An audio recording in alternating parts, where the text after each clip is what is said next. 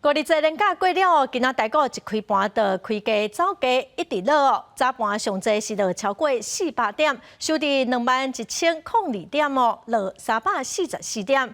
台积电是落21块，收伫946块。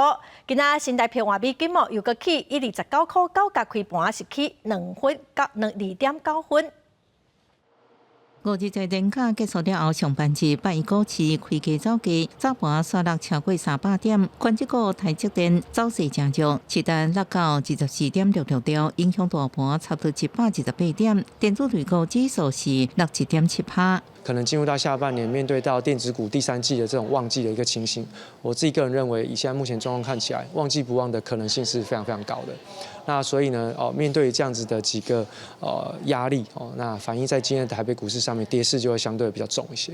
分析师认为，受川普关税政策起起倒倒，加上主计总处下修经济成长率等因素，互股市刷落盘。8亿一片青片片，敢若航运股加升级医疗类股走红。另外，伫汇市部分，7日新台币19.9块开出，早盘刷成破19.9块，目前伫30块之间来震动。不过，央行很期伫8日暗时发布新闻稿指出，发现有外资用投资国内借款的名义，先汇集大额资金，整伫新台币存款小户，煞无实际投资，有透出新台币汇差记录。央行还是一直在持续观察，不会让秃鹰有趁水摸鱼赚汇差的机会。